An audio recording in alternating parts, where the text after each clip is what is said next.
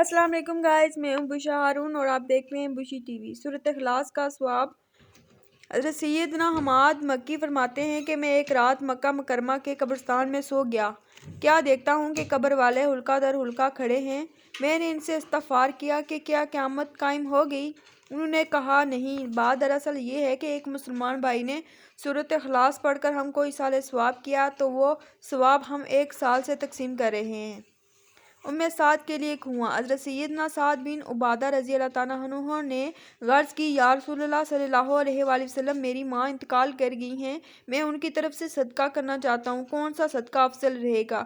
سرکار صلی اللہ علیہ وآلہ وسلم نے فرمایا پانی۔ چنانچہ انہوں نے ایک کنواں کھدوایا اور کہا یہ سعد رضی اللہ تعالیٰ عنہ کے لیے ہے۔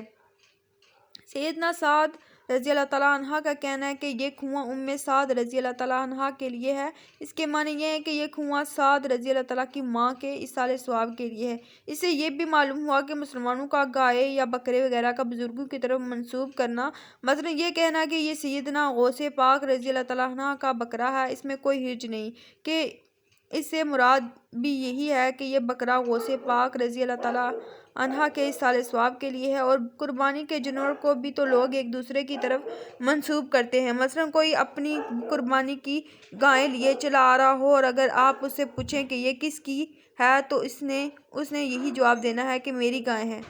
جب یہ کہنے والے پر اعتراض نہیں تو غوث پاک کا بکرا کہنے والے پر بھی کوئی اعتراض نہیں ہو سکتا۔ حقیقت میں ہر شے کا مالک اللہ عز و جل ہی ہے، اور قربانی کی بکری ہو یا غوث پاک کا بکرا، ہر ذبح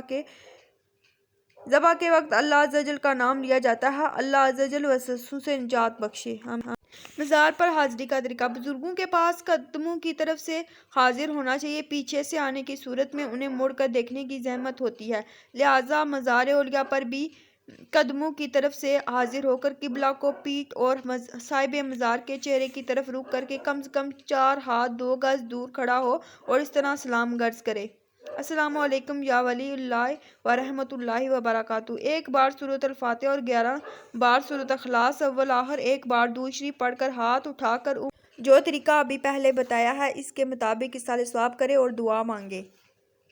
تو گائز کیسی لگی آج کی میری ویڈیو؟ آئی ہوپ آپ کو پسند آئی ہوگی۔ اگر آپ کو میری ویڈیو اچھی لگی تو میرے چینل کو سبسکرائب کریں اور بیل آئیکن کو بھی ضرور پریس کریں تاکہ میری ہر آنے والی نئی ویڈیو آپ تک سب سے پہلے پہنچے۔ Thank you.